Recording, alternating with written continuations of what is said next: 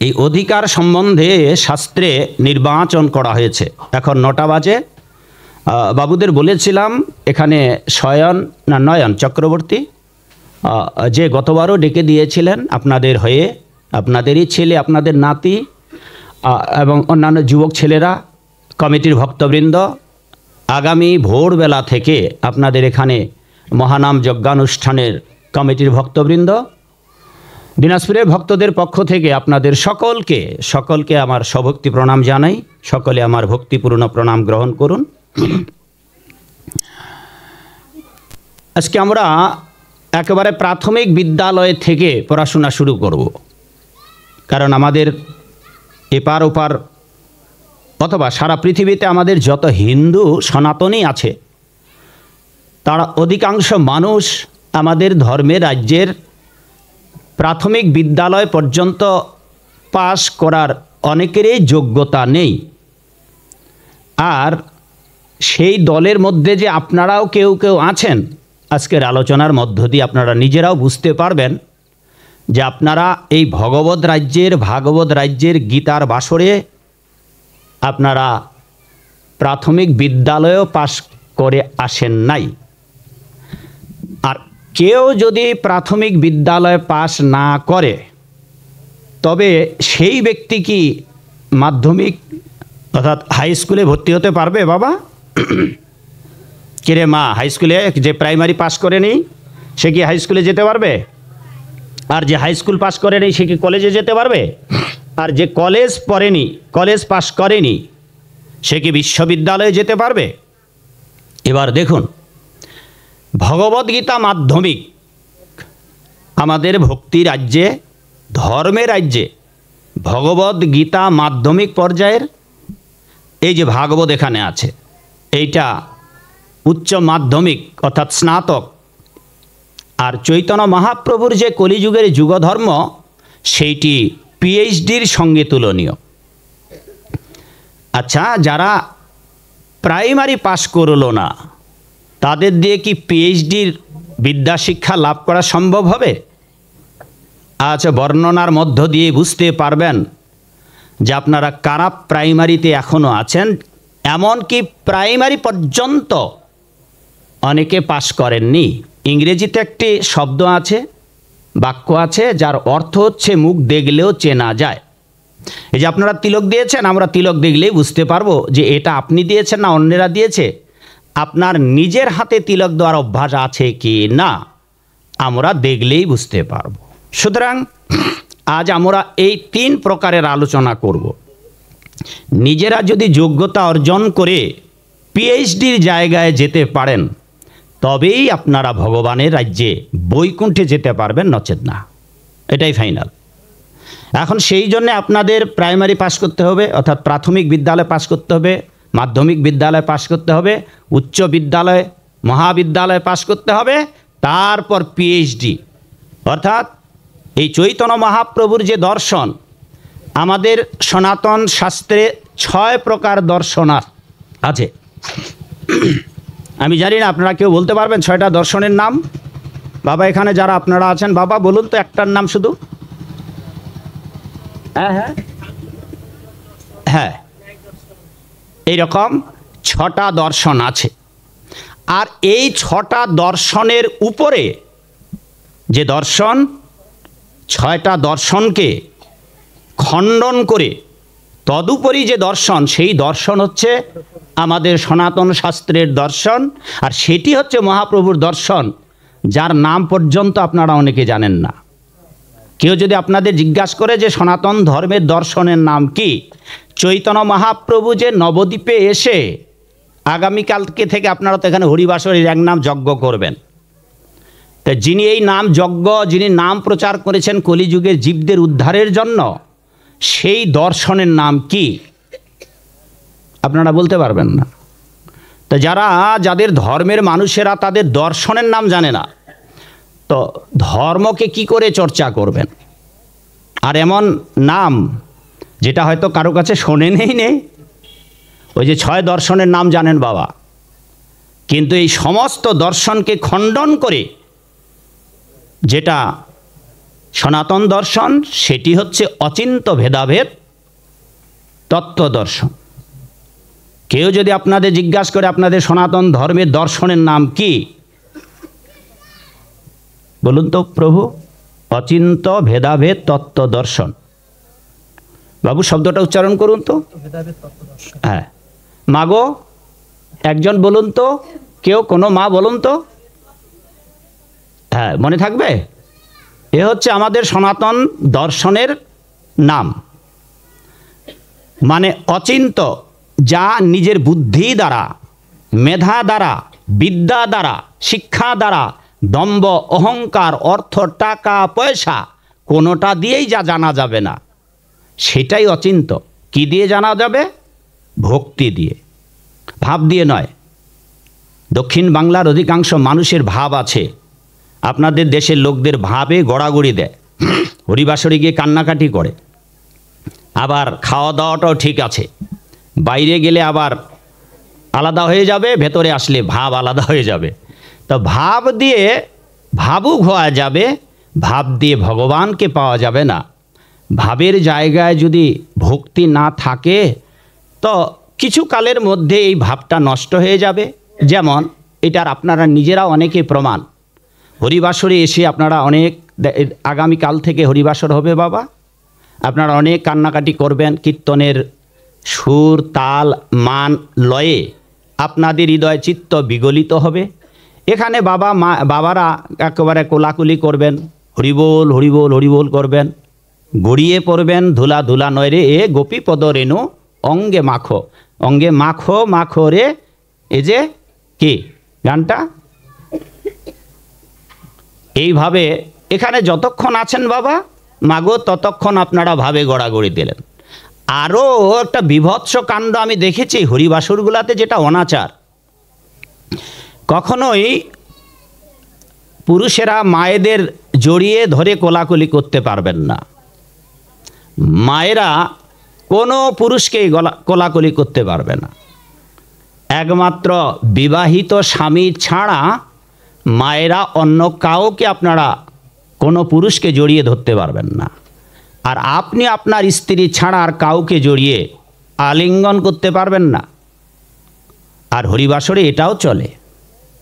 তার মানে আপনাদের এমন ভাবের ঠেলায়, মানে আপনাদের নারী পুরুষ আর ভেদাভেদ নাই, সব একাকার হয়ে গেল, ভালো কথা। কিন্তু যেই বাইরে গেলেন অমনি গৌরী নেশা লাগলে পরে নয়ন দুটি ঝরে, সে নেশা লাগলে কি আর ছাড়ে? কিন্তু বাইরে যেই গেলেন অমনি তো আপনার সুখটানের নেশা জেগে গেল বাবা, শেষ আপনার হরিবাসরের নেশা। বাইরে গিয়ে আবার পানের দোকানে গিয়ে আপনি জাবর কাটা শুরু করলেন, কি লাভ হলো? এই জন্যে আপনাদের ভাবে সব কিছু মিলবে না। তাই জন্যে আপনাদের ভক্তিতে, in the age of Kaliyuga, without ভক্তি দেয়ার ইজ নো মুক্তি। এই যুগ কলিযুগ, এই কলিযুগ ভক্তির যুগ। এটি মহাপ্রভুর নাম একমাত্র হরে কৃষ্ণ মহামন্ত্রের যুগ। আর সেই যুগের যে দর্শন, সেই দর্শনের নাম কি মাগো? কি দর্শনের নাম যে বললাম? অচিন্ত ভেদাভেদ তত্ত্ব দর্শন। ভেদবাদ আছে, অভেদবাদ আছে, দ্বৈতবাদ আছে, অদ্বৈতবাদ আছে, দ্বৈতবাদ আছে, বিশিষ্টা দ্বৈতবাদ আছে, শুদ্ধা দ্বৈতবাদ আছে, এতগুলো। এগুলো আপনারা অনেকে নাম শুনেননি। এতগুলো বিচার করবার পর চৈতন্য মহাপ্রভুর এই ভাগবত ধর্ম, ভগবদ গীতার ধর্ম, বেদের ধর্ম। সেই জন্যে আমাদের এই সনাতন শাস্ত্রের যে নিগূঢ় রহস্য, সাধারণের বোধগম্যের বাইরে, আর এই গভীর রহস্য বুঝতে না পেরে আমাদের অধিকাংশ হিন্দু বোকা মানুষেরা, তারা অনেক গুরুর আমদানি করেছে, অনেক ভগবানের আমদানি করেছে। তাই দুঃখ করে বলতে পারি যে বাংলার অর্ধেক হিন্দু জানেই না তাদের আরাধ্য ভগবানকে। বাংলার অর্ধেক হিন্দু মানুষ আপনারা জানেন না আপনারা কার আরাধনা করবেন। গীতার আরাধ্য ভগবানকে, বেদের আরাধ্য ভগবানকে, উপনিষদের আরাধ্য ভগবানকে, রামায়ণ মহাভারতের আরাধ্য ভগবানকে, ভগবদ্গীতার আরাধ্য ভগবানকে একজনই। তিনি হচ্ছেন একজনই পরমেশ্বর ভগবান।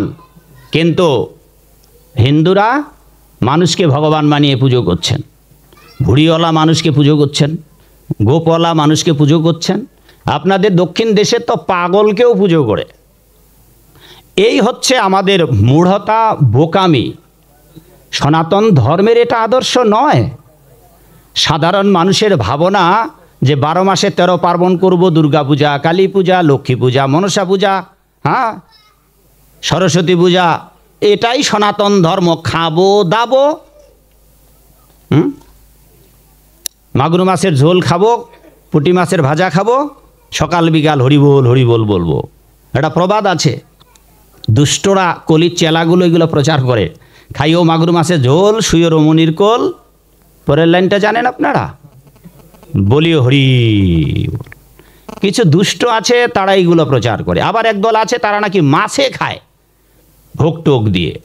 তো এক এক জায়গায় এক এক রকম। তাই ভোলানাথ বাবা ওম নমঃ শিবায়, শিব ঠাকুর আজ থেকে হাজার হাজার বছর পূর্বেই বলে দিলেন যে আগত কলিযুগে অনেক গুরু আসবে, গুরু আসবে, অনেক গুরু হবে, কিন্তু তাদের শিষ্যদেরকে যে এই জগৎ সংসারের ত্রিতাপ যন্ত্রণা থেকে, সংসারের মায়া বন্ধন থেকে মুক্ত করে গোবিন্দের কাছে নিয়ে যেতে হবে। হে দেবী পার্বতী, এই রকম গুরুর কলিকালে বড়ই আকাল হবে, অভাব হবে। কলিকালে অনেক গুরুরাই বাড়িতে যাবে, শিষ্যের দক্ষিণা নেবে। আর গুরু প্রণাম মন্ত্র আপনারা অনেকেই জানেন বাবা। মন্ত্রটা অজ্ঞান তিমিরান্ধশ্চ জ্ঞানঞ্জন শলাকয়া। হ্যাঁ, এর বাংলা অর্থ হচ্ছে যিনি আমার অজ্ঞান অন্ধকার বিদূরিত করে আলো দেখিয়ে দিলেন। কিসের আলো? ভগবানের রাজ্যে যাওয়ার, ভগবানের ভক্ত হওয়ার। বাবা, কোন অজ্ঞান অন্ধকার আপনাদের নাশ হয়েছে?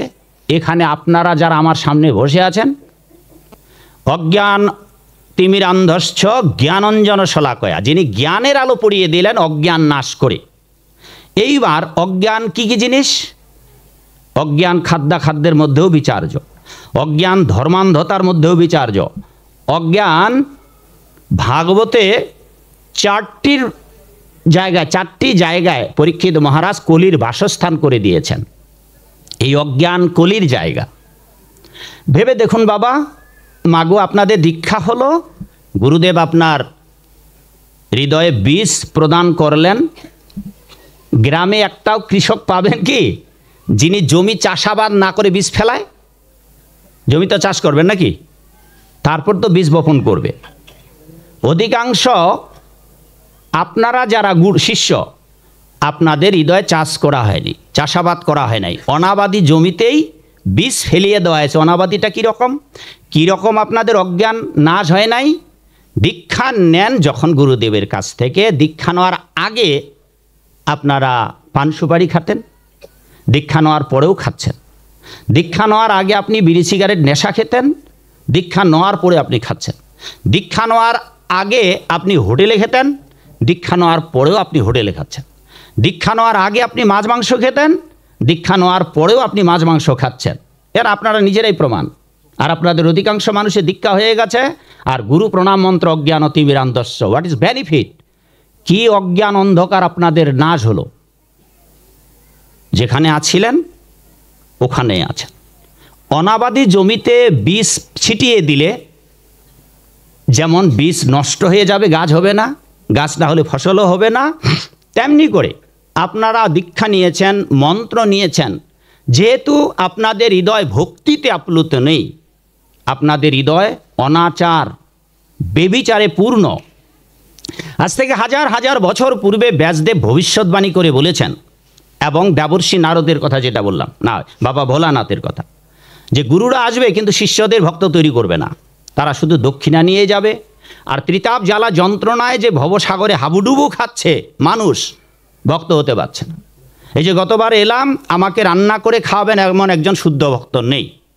এবার এসেছি নয়নবাবু, তো ওই যে শয়ন, যে ছেলেটা চক্রবর্তী যাদের বাসায় আছে, সে এবারও বলছে যে প্রভু, আমরা তো বারবার আপনার কাছে লজ্জা পাচ্ছি, আমরা যে আপনাকে খাওয়াবো এমন ব্যবস্থাও করতে পারছি না, কারণ ওই বাড়িতে গিয়েছে, মা বলছে একটু চা করে দেই, চায় কি চিনি দেব, এই হচ্ছে অবস্থা। তা সাধুকে যদি আপনাদের চা তৈরি করে দিতে হয়, তাহলে বোঝেন আপনাদের এলাকায় কীরকম সাধু আছে যে সাধুরা চা খায়। আর আমরা এমন সাধু, আমাদের জন্মে আমাদের পেটে চা ঢোকেনি। সুতরাং চা খাওয়া কোনো ভদ্রলোকের উচিত নয়, ক্ষমা করবেন, কোনো ভব্য মানুষের। ভাগবতে বলা হয়েছে যে এই কলিকালে অভদ্র রুচি বিশিষ্ট মানুষের প্রকোপ বাড়বে। আর আমরা নিজেকে ভদ্র ভাবি। শিলা প্রভুপাদ বলেছেন, যদি আপনি নিজেকে ভদ্র ভাবেন, আপনি নিজেকে ভদ্র মহিলা ভাবেন, তাহলে আপনার উচিত দায়িত্ব হচ্ছে এই দুর্লভ মানব জীবন হেলা ভরে নষ্ট করা উচিত নয়। সকল ভদ্র আর ভদ্র মহিলার দায়িত্ব হচ্ছে তাড়াতাড়ি গোবিন্দের আরাধনা করুন, আর গোবিন্দের আরাধনা করে গোবিন্দের কাছে চলে যান, আর নয় পরবাসে ফিরে চলুন নিজ দেশে। এখানে আমরা এসেছি দুদিনের জন্য, দুদিনের খেলা ঘরে ভবে রঙ্গ একদিন সাঙ্গ হবে, যেদিন ভাঙবে রঙ্গের মেলা। বাবা, একটা জিনিস তো আমরা সবাই জানি, মাগো, সবাই জানি আমরা মরব, সবাই জানি আমরা মরব। জগতের একটা জিনিস কেউ জানে না, সাধুরাও জানে না, আমরা কবে মরব। সেই জন্যে বাবা ভোলানাথ বললেন যে যেই পর্যন্ত জানছেন, তো আপনারা সবাই তো জানেন যে আপনারা মরবেন, সেই দিন থেকে আপনাদের আর সময় নষ্ট করা উচিত নয়। এক মুহূর্ত মানে 48 মিনিট, জীবনের মূল্যবান সময় 48 মিনিটও নষ্ট করা উচিত নয়।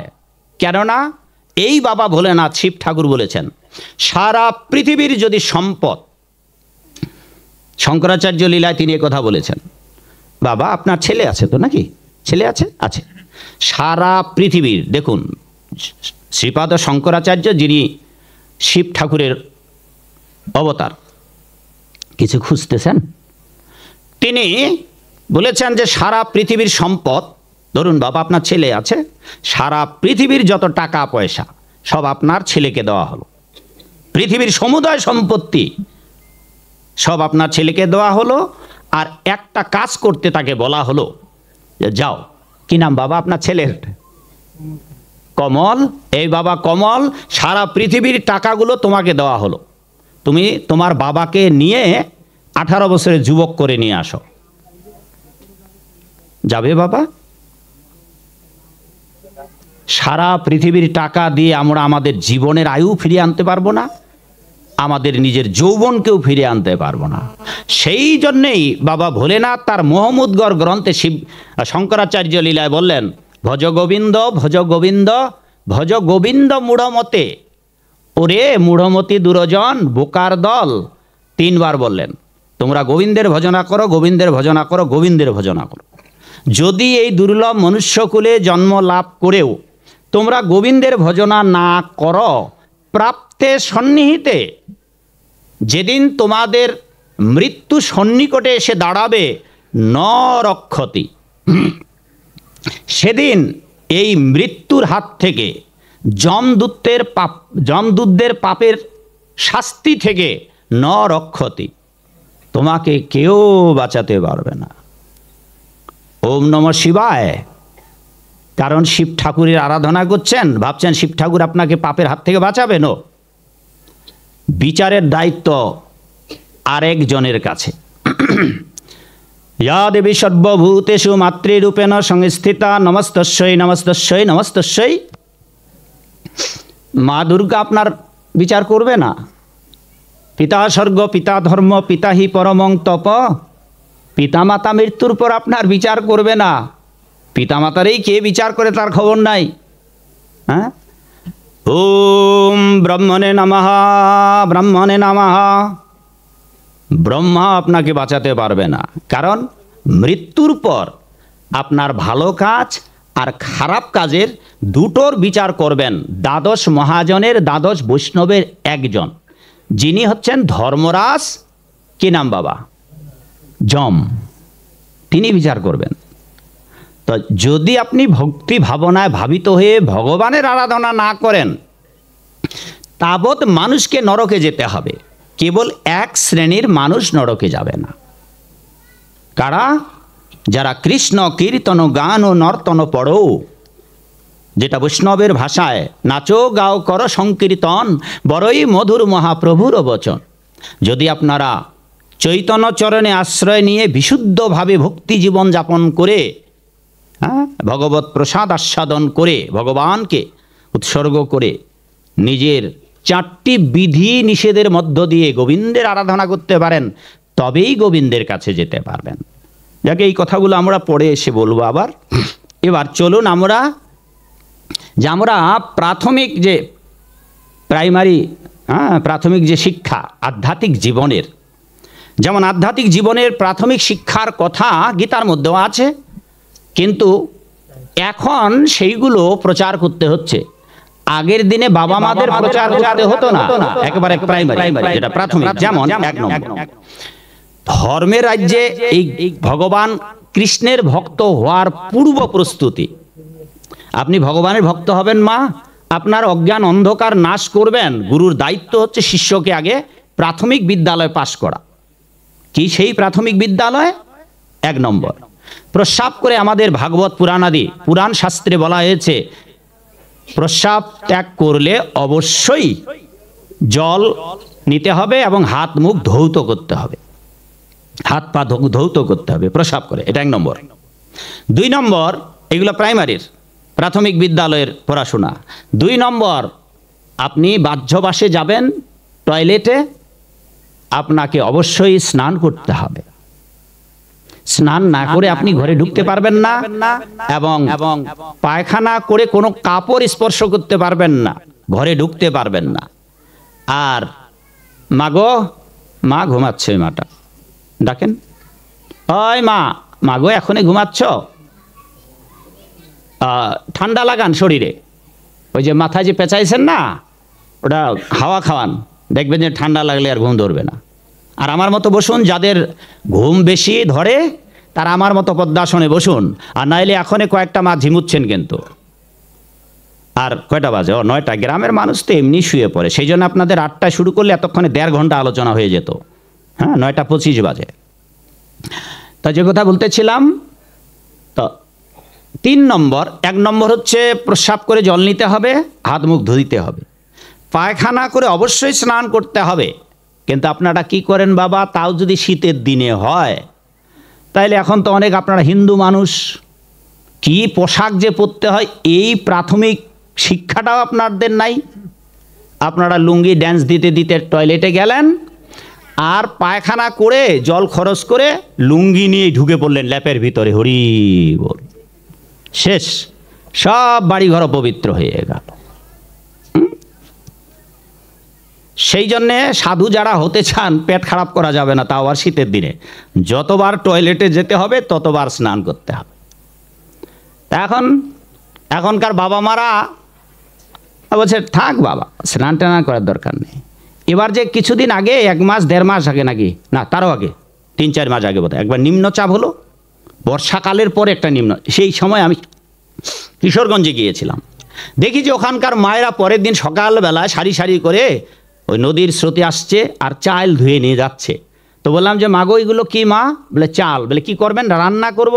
আচ্ছা, যে মানুষটা স্নান করে আর যে করে না সকালবেলায়, চেহারা দেখে বোঝা যাবে না? তা মাকে জিজ্ঞাসা করলাম, আমি জানি যে স্নান করেনি, তো বললাম মাগো ভাত রান্না করবেন? বলে হ্যাঁ। বলে স্নান করেছেন? তা ঘুমটা ছিল না, তাড়াতাড়ি ঘুমটাটা দিয়ে লজ্জা পেল, না বাবা স্নান করি নাই। বলে জামাইকে আপনি না স্নান করে রান্না করে খাওয়াবেন? ভাবা যায় আজকালকার দিনের মায়েরা স্নান না করেও রান্না, আর এমন স্বামীর পাল্লায় পড়ে গেছে, ওটা ব্যাককেল একটা ধরা সাপ ছাড়া কিচ্ছু না। হ্যাঁ, সেও খাচ্ছে। এই হচ্ছে অনাচার।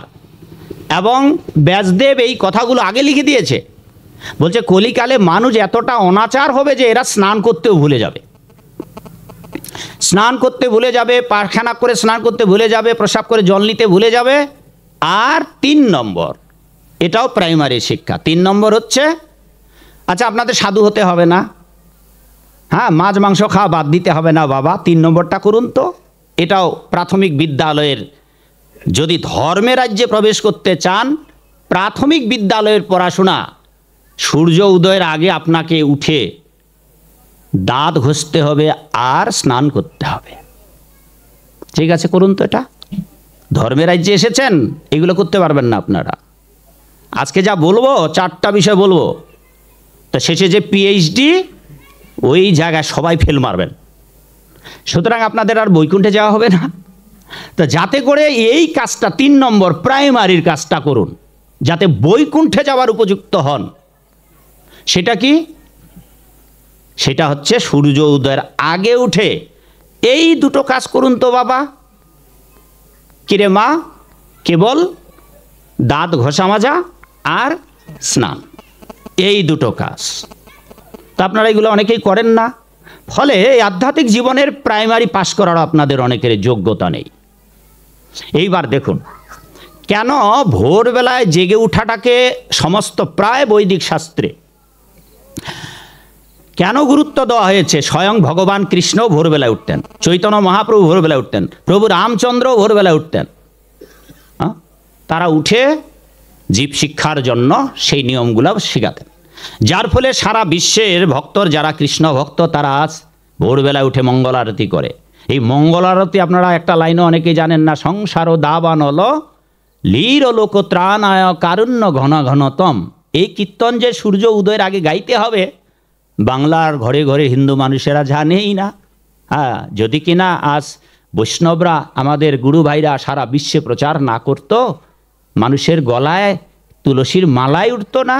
কারণ বাংলাদেশে যত হিন্দু অর্গানাইজড রয়েছে, তাদের কারো গলে প্রায় 7টা দলের নাম বলে দিতে পারি, এদের কারো কণ্ঠে তুলসীর মালা নেই, কপালে তিলক নেই, মালার বড় জালারে পাঞ্জাবি আলারে।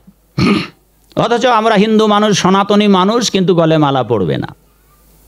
এইবার দেখুন বাবা, যদি আপনারা ভোরবেলায় জেগে উঠে স্নান করেন, তাইলে বৈদিক শাস্ত্রে, পুরাণ শাস্ত্রে বলা হয়েছে যে আপনারা যদি গঙ্গায় তো স্নান করতে যায় অনেকে ভারতবর্ষে, গঙ্গা স্নান।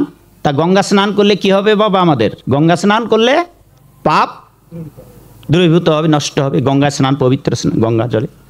আপনাদের গঙ্গা স্নানে যেতে হবে না। শাস্ত্রে বলা আছে ভোরবেলায় 1 ঘন্টা 36 মিনিট গঙ্গার আবির্ভাব ঘটবে পৃথিবীর ঘরে ঘরে।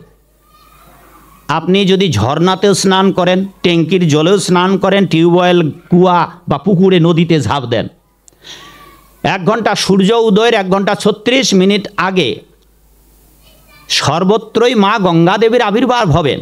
একটা তিথি লগ্ন থাকে না বাবা বিবাহের? আপনারা তো বিবাহ করেছেন সবাই প্রায়, লগ্ন মোতাবেক বিয়ে করে না? বারুণী স্নান করতে তিথির সময় যায় না, বলে এতটা সময়, এতটার মধ্যে গঙ্গার মাতা আসবে। তা এটা শাস্ত্রে বলা হচ্ছে যে ভোরবেলায় প্রতিদিন সূর্যোদয়ের 1 ঘন্টা 36 মিনিট, অর্থাৎ আগামীকাল সকালে যদি সূর্য উদয় হয় 5টায়, তাহলে 3:24 পর থেকে মাতা গঙ্গা আপনার ঘরে থাকবে, এরপর চলে যাবে। তাই যদি আপনি ভোরবেলায় উঠে স্নান করেন, তাইলে ভারতবর্ষে আপনাকে আর গঙ্গা স্নানে যেতে হবে না। প্রতিদিন আপনি ভোরবেলা স্নান করে, প্রতিদিনই গঙ্গা স্নান। আর যেদিন ভোরবেলা আপনি গঙ্গা স্নান করতে পারবেন, ওই দিন সাথে সাথে আপনার জীবনের সমস্ত পাপ থেকে আপনি মুক্ত হয়ে গেলেন। হরি বল। এটা হচ্ছে 1 নম্বর। 2 নম্বর, গঙ্গা মাতা আশীর্বাদ করবেন। এটা হ্যাঁ, গঙ্গা মাতা আপনাকে কৃষ্ণ ভক্তি দান করবেন। যদি গঙ্গা মাতার বক্ষে স্নান করেন, গঙ্গার জল মস্তকে ধারণ করেন, ধীরে ধীরে আপনার কৃষ্ণ পদে প্রেম ভক্তি জাগবে। 2 নম্বর, বরুণ, জলের অধিপতি বরুণ দেব, তিনিও আপনাকে কৃষ্ণ পদে মতি হোক আশীর্বাদ প্রদান করবেন। 3 নম্বর, বাতাস বইবে, পবনদেব, এই বাতাস আপনার দেহের অবশিষ্ট পাপ ও রাশি শুকিয়ে শুষ্ক করে পাপ নির্মূল করে দেবেন। 4 নম্বর, সূর্য উদয় হবে। পৃথিবীতে এমন বড় ডাক্তার কোথাও নেই, এই সূর্য নারায়ণ যিনি, তিনি আপনার সমস্ত পাপ এবং সমস্ত রোগ জীবাণু নাশ করতে পারেন। তাই ভোরবেলা স্নান করে উঠেন যদি, তাইলে সূর্য দেব আপনার সমস্ত পাপ এবং রোগ জীবাণু শুকিয়ে দেবেন। শুধু তাই নয়, 6 গ্রাম, এই গ্রামের নাম কি বাবা? নারায়ণপুর। গ্রামটার নাম চমৎকার, নারায়ণপুর। হ্যাঁ, গতকালকে রাতে যেখানে ছিলাম, যেই বাজারে নামলাম, ওই বাজারটার নামও নারায়ণপুর, চাঁদপুরের নারায়ণপুরে। খুব ভালো নাম জায়গার, নারায়ণপুর। মরবার সময় কেউ যদি নারায়ণপুর নারায়ণপুর নারায়ণপুর নারায়ণপুর নারায়ণপুরও করেন, তো যমদূতের আপনার নিতে পারবে না মাগো। মনে রাখবেন বাবা, যদি ভগবানের ভক্ত না হতে পারেন, অন্তত মরবার সময় গ্রামের নামটা বলবেন। আচ্ছা, নিজের বেটাকে ডাকতে গিয়ে কে উদ্ধার হয়েছিল জানেন? ওই ব্যক্তিকে, যিনি তার সন্তানকে নারায়ণ নারায়ণ বলে ডাকছিলেন। কি নাম? আপনারা জানেন না? না, আপনি তো জানবেন, কিন্তু যারা জানে না, তার মানে আপনারা এখানে কেউ জানেন না। এই হচ্ছে অবস্থা। কারণ ভাগবত আমাদের মন্দির থেকে যদি নিতে যান, 15,000 টাকা নেবে। ভাগবত এনে রেখেছেন, পড়েন না। গীতা লাল কাপড় দিয়ে পেঁচিয়ে রেখেছেন, তো কি করে জানবেন যে নারায়ণ বলে কে দেহ রাখলো? পড়েন না তো। হিন্দুরা শাস্ত্র পড়ে না। হিন্দুরা কি পড়বে সেটা পড়ে বলছি, কি পড়বে পড়েন আপনারা। যার ফলে আপনারা পেটের মধ্যে বম ফাটাইলেও ধর্মের ব্যাপারে আপনাদের ছেলে মেয়ে, আপনারা যারা দাদু দিতা বাম্মা, উত্তর দিতে পারেন না। কারণটা হচ্ছে লেখাপড়া, ব্যবসা বাণিজ্য, চাকুরি বাকুরি নিয়ে পেটটা নিয়ে এত ব্যস্ত যে ধর্ম বই পড়ার আপনাদের সময় নেই। সব কাজে টাকা খরচ করবেন, কিন্তু গ্রন্থ কিনবেন না। ফলে আপনারা যে অন্ধকারে, ও গুরু ওই রকম 1000 গুরু দীক্ষা নিলেও লোভী গুরু কামি চালা, দুইজনে নরকে গেল, কোনো লাভ হবে না। কারণ সব ভবিষ্যৎবাণী আছে। ওটা আপনি যতই গায়ের জোরে বলেন, আর আপনার গুরু যে আপনাকে আজও ভগবানের ভক্ত তৈরি করতে পারল না, কিচ্ছু করতে পারবে না। ভগবানের রাজ্যে নিয়ে যাওয়ার জন্য যদি আপনাকে ভক্ত না করতে পারে, এরকম 1000 গুরু আপনাকে ভবরক বন্ধন থেকে মুক্ত করতে পারবে না। তো চলুন এবার 6 নম্বর, এই আপনাদের যে নারায়ণপুর গ্রাম আছে বাবা, এই নারায়ণপুর গ্রামে 12 মাসে 13 পার্বণ যে পূজা পার্বণ হয়, যত দেবদেবী, গ্রাম্য দেবদেবী পূজিত হয়, গ্রামের সমস্ত দেবদেবীরা ভোরবেলা আপনাদের বাড়ির দরজায় যাবে। আর আপনারা তো ঘুমিয়ে আছেন, জানতেই পাচ্ছেন না মা দুর্গা আপনার দরজায় গিয়ে দাঁড়িয়েছে। হ্যাঁ, গণেশ ঠাকুর আপনার দরজায় গিয়ে দাঁড়িয়েছে, কালী মা আপনার দরজায় গিয়ে দাঁড়িয়েছে, আর আপনি নাক ডেকে ঘুমাচ্ছেন। তো এবার মা কি খুশি হবে? মায়ের আদেশ হচ্ছে ভোরবেলায় উঠতে হবে, পিতার আদেশ হচ্ছে ভোরবেলায় উঠতে হবে, আর আপনারা এমন অবাধ্য সন্তান সন্ততি ঘুম থেকে জেগে ওঠেননি। এইবার দেখুন, সমস্ত দেবদেবীরা ভোরবেলা 1 ঘন্টা 36 মিনিট আগে ব্রহ্ম মুহূর্তে গ্রামের যতগুলা পূজিত বিগ্রহ, পূজিত ঠাকুর দেবদেবী, তারা সবাই আপনার বাড়িতে যাবে আপনাকে আশীর্বাদ দেওয়ার জন্য। যদি ভোরবেলা জেগে ওঠেন, মা দুর্গার কয়খানা হাত মাগো সবাই জানেন? 10 খানা হাতে আশীর্বাদ দেবে। আর এই আশীর্বাদ থেকে বঞ্চিত হয়ে যাবেন যদি আপনি ভোরবেলা ঘুম থেকে জেগে না ওঠেন। হ্যাঁ, চলুন আরও। এইবার আপনার বাড়ির বাবা, আপনার বাবা মা আছে? নাই তো? বাবা আছে, আপনার তো নেই। বাবু আপনার? সবাই আছে। এই যাদের বাবা মা নেই, ঠাকুর দাদা নেই, পূর্ব বংশের বহু বংশ তো চলে গেছে, আমাদের বহু লোক চলে গেছে না, ওরা আপনার বাড়িতে আসবে 1 ঘন্টা 36 মিনিট আগে। মাগো শুনুন, আপনার বাড়ির বংশের পূর্বজ লোকেরা আপনার বাড়িতে আসবেন ভোরবেলায়, ওই ব্রহ্ম মুহূর্তে। এবার এসে তারাও আপনাদের জন্য প্রার্থনা করবেন। ভোরবেলা এসে তারা প্রার্থনা করবেন। কেন, কারা ভোরবেলায় আসবে আপনার বাড়িতে? যারা ভগবানের আরাধনা করে নাই, আপনার বংশের লোকেরা, যাদের বংশে আজও ভগবানের ভক্ত হয় নাই, কেউ ভগবানের ভক্ত না হওয়ায় তাদের বংশের লোকেরা পাপের জন্য নরক ভোগ, পুণ্য বলে স্বর্গে সুখ ভোগ করে আবার এই পৃথিবীতে আসতে হবে। বাড়িতে গীতা আছে, গীতাতে পড়ে দেখবেন, ক্ষীণে পুণ্যে মর্তলোকং বিশন্তি। হে অর্জুন, যারা আমার আরাধনা করে না, দেবদেবীর আরাধনা করে, সেই পুণ্য বলে তারা স্বর্গে যাবে, কিন্তু পুণ্য যেদিন হবে শূন্য, আবার এই পৃথিবীতে গতাগতি পুনঃ পুনঃ ভবে।